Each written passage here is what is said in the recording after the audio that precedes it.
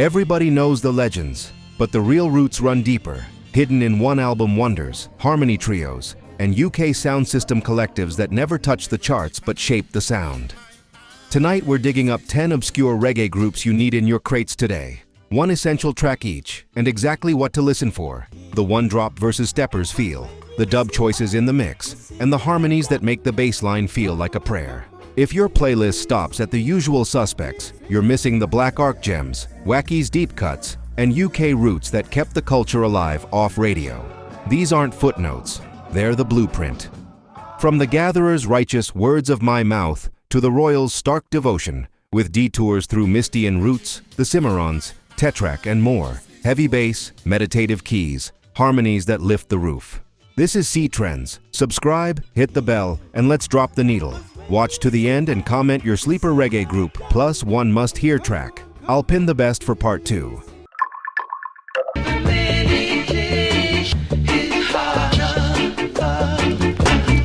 The beauty of this record is how little it needs to say everything. The guitars are kept spare, the skank is soft and punctual rather than aggressive, so that the bass can carry much of the melodic burden. That bass isn't just root and fifth, it slides into tones that tint the harmony without crowding the vocal.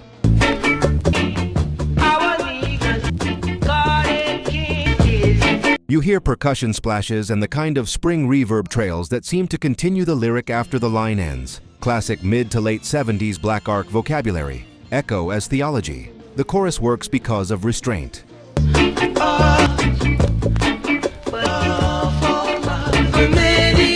Instead of stacking extra parts, the arrangement lengthens what's already there. Bass notes sustain a fraction longer, the snare releases a hair wider, the backing voices open into thirds that feel like a small congregation entering the frame.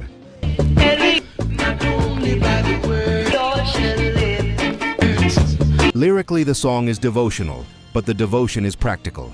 A promise to live in alignment rather than posture. That tone is mirrored in the mix. Dark-tuned reverbs, very little high-end gloss, so the track reads intimate even when played loud. All right, Citrends fam, let's keep it real. We're pouring our hearts into bringing you the best celebrity news and music deep dives. What? Check it. A massive 98% of you aren't subscribed yet. Subscribing is how you can truly support us, helping us grow and create even better content. If you're vibing with what we do, take a sec to hit that subscribe button. It's free and makes a huge difference. Plus, ring that notification bell so you never miss out. Let's flip that 98% and build this Cetrends family together. Your support is everything.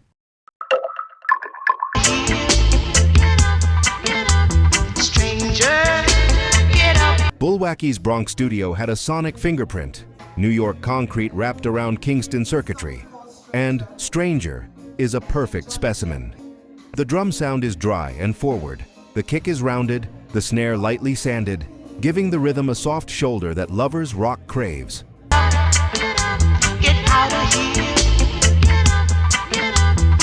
Underneath, the bass moves like syrup, not sludge, long notes with tiny anticipations that pull each bar forward. Over that, the Lovejoy's harmonies sit close. They're not operatic, they're conversational.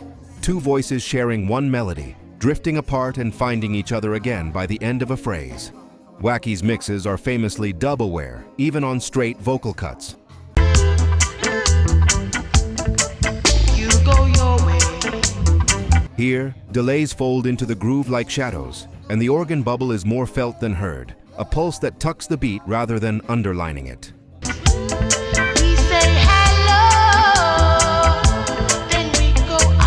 The lyric turns a simple encounter, meeting someone unfamiliar, into a meditation on belonging, and the production doubles down on that theme by making the studio feel like a room you already know. No grand gestures, confidence through atmosphere.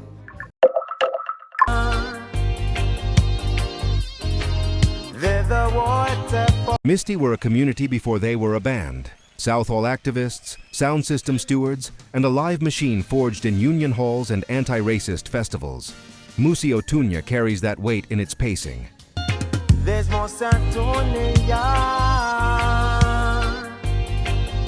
rhythm section locks to a patient one drop. The drum pattern feels like a walking meditation, while the bass writes paragraphs under the verse, sometimes staying home on the root to steady the lyric, sometimes climbing a step to signal a turn. Is a great river flow on to a greater. Horns, when they appear, are not there to decorate. They testify in short phrases, leaving plenty of air so the lead vocal can lay out the terrain. The title calls on the indigenous name for Victoria Falls, which already gives the song a geography larger than any single borough. By the old banks of Zambezi. Musically, the arrangement respects that scale by letting sections arrive rather than burst. The chorus isn't bigger because it's louder. It's bigger because the instruments lengthen, organ swells last longer, bass notes bloom, snare tails widen, so the room itself seems to open. By the old banks of Zambezi. There's more Santo. Misty's great trick is to hold devotional calm and political urgency in the same hand. The playing is militant without hurry. The message is steady enough to carry a crowd from the first row to the last.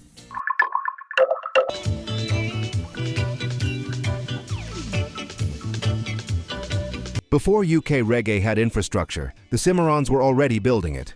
Touring bands, session backbones, a bridge between Caribbean immigrants and British studios. Harder than the rock is Roots minimalism sharpened to a point. The guitar skank is dry and exacting. You can set your watch by it.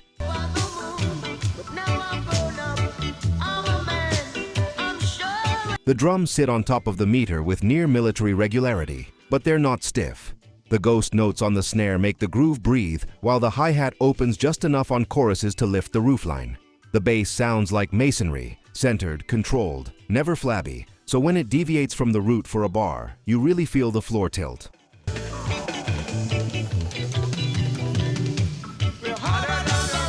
The lyric is resolve set to melody, not a boast, a vow, and the recording aesthetic is brutally honest, close-mic'd, little sheen, because the point is not to seduce but to assert.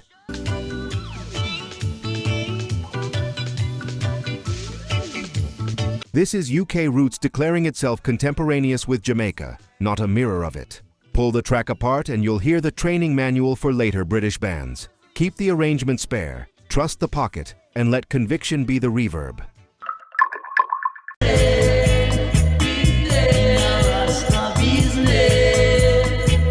Some records feel like a whole doctrine pressed into wax. This is one of them. The Mighty Three's Lone album sits in that late 70s window when militant Roots albums still sounded handmade. Harmonies are tight but never airbrushed. You hear each singer as a separate grain that blends into one voice on the downbeat.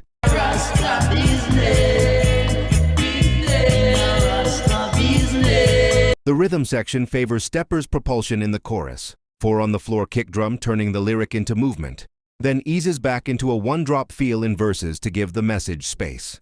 Guitar is almost ascetic, a dry upstroke skank, occasionally a low chimed arpeggio to signal transition.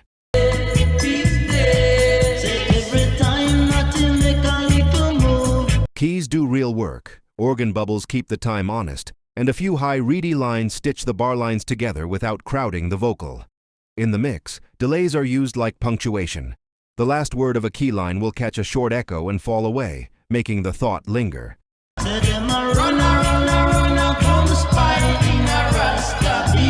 The text draws directly on scripture and Pan-African longing. The music makes that longing physical. You can march to this, but you can also pray to it. The magic is how the arrangement dignifies both uses. This video is sponsored by the Lore Store on Amazon, your one-stop shop for music lovers across reggae, rock, pop, and hip-hop. We built it for real listeners who don't want to dig through 1,000 listings to find the right gear. Inside the Lore Store, you'll find 5 aisles. VIP, top, battle-tested essentials. Headphones, turntables, speakers, gig-safe earplugs, smart speakers. Reggae vibe, roots and lovers. Rock made easy, automatic decks, warm bookshelf speakers, vinyl care. Rock lore, classic rock must-haves. Open back cans, simple amps, living room concert vibes. Pop lore, feel-good everyday setups, clean, clear speakers, easy streaming, nostalgia-friendly picks. Hip-hop must-haves. Punchy bass without the muddle. Closed-back headphones and living room systems that handle low end. Plus a rotating crate of old album vinyl if you're rebuilding a 60s, 90s collection. Every product page tells you who it's for, 3 pros, 1 con, and why we picked it. So you can choose with confidence. Flying soon? Check. VIP for noise canceling that tames plane roar. Mostly listening at home? Try open-back headphones that let live albums breathe. Want instant gratification vinyl? Our fully automatic turntable is 1 button from silence to music, and the record cleaning kit knocks down crackle so the bass tightens up. Headed to shows? Grab high-fidelity earplugs. Hands-free at home? Our smart speaker picks let you say, play 70s reggae or classic pop, and you're there. Deal alert. If you use the link in the description, you'll land on our curated picks with current best available Amazon pricing and active discounts where applicable. Prices change, so buy now to lock in today's deal. Tap the link in the description, pick your aisle, grab a favorite, and tell me which category you want me to build next. The Lore Store. Listen better, with gear that gets out of the way and lets the music live.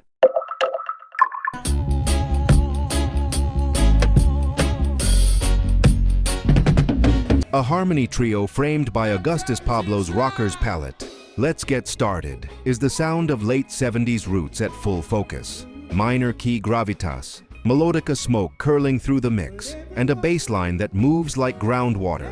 Slow, inevitable, nourishing everything it touches.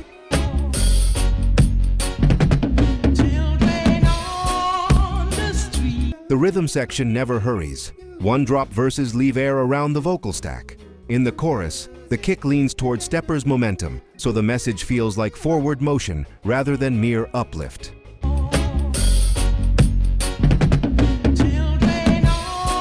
Pablo's production is all proportion. Rim shots cut cleanly. Guitar skank is dry and punctual. The organ bubble lives low in the picture as timekeeper, not ornament. Vocal arrangement is the secret weapon. Leads pitched intimate and unforced. Harmonies entering late in the phrase so refrains feel earned, not announced.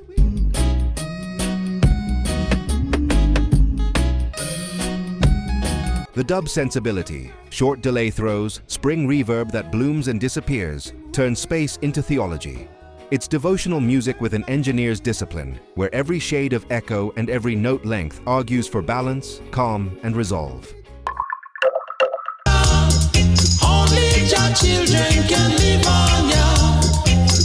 Short-lived on paper, monumental on record.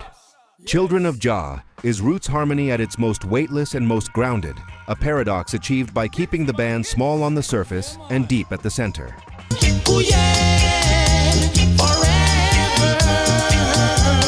Drums are tuned dry, the snare releasing just enough air to lift the roofline at chorus. Bass walks a restrained path, mostly root and fifth, with tiny anticipations before downbeats that tug the song ahead.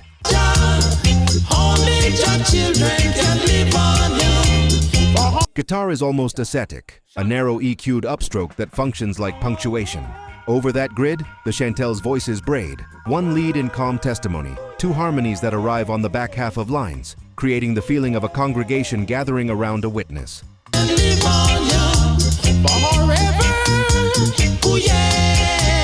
Keys provide glow rather than glare. Organ swells, a faint piano double here and there, to color the harmonics without stealing clarity. The lyrics' righteous plain speech is mirrored by the mix. No gloss, no crowding, dark-tuned reverbs that keep intimacy even at sound system volume. It's the template many later Deep Roots reissues chase. Gravity without heaviness, serenity with spine.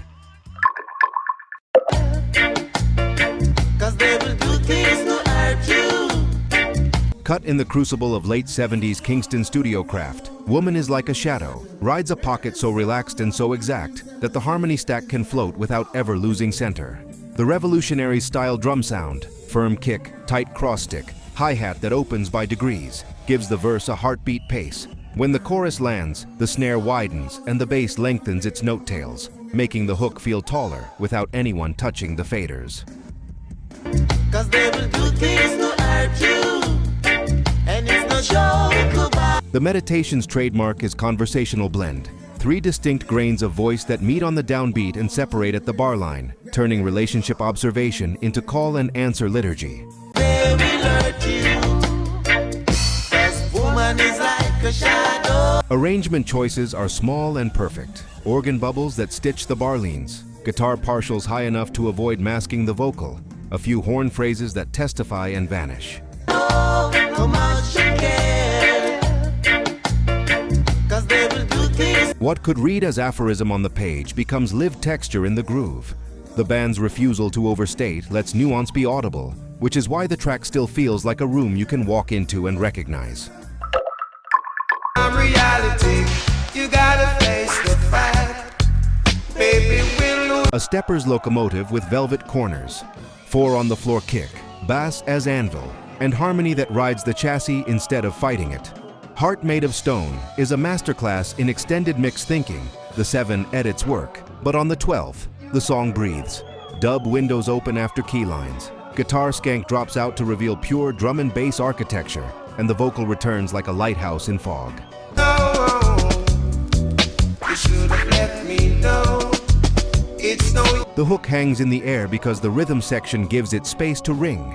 Note the placement of the rim shot, slightly ahead of center in choruses to lift the tempo of your attention, dead center in verses to keep the storytelling grounded.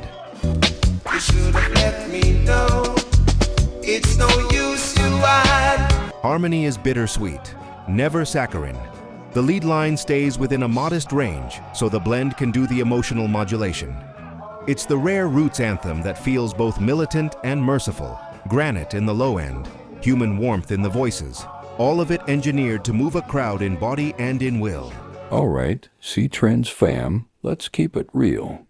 We're pouring our hearts into bringing you the best celebrity news and music deep dives. What? Check it. A massive 98% of you aren't subscribed yet. Subscribing is how you can truly support us, helping us grow and create even better content. If you're vibing with what we do, take a sec to hit that subscribe button. It's free and makes a huge difference. Plus, ring that notification bell so you never miss out. Let's flip that 98% and build this Cetrends family together. Your support is everything.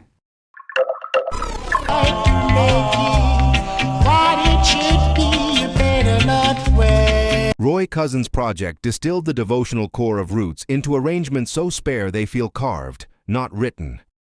Pick up the pieces is the summit. Unhurried one drop. Iron bass set a touch behind the kick so the groove leans back in faith, guitar skank that behaves like a metronome, and horn phrases that punctuate rather than decorate.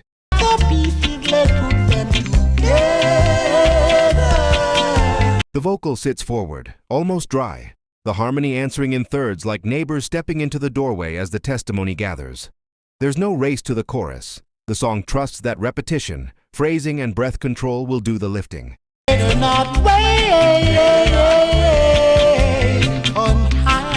Production avoids treble sheen, favoring mid-range presence and dark reverbs, so the performance reads intimate even at system volume. The lyrics instruction, build, repair, restore, is mirrored by the mix's discipline. Nothing wasted, everything placed.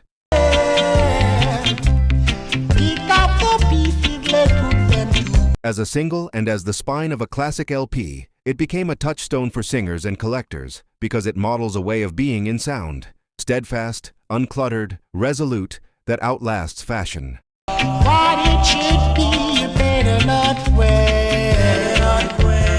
If you enjoyed this episode, then go watch this video.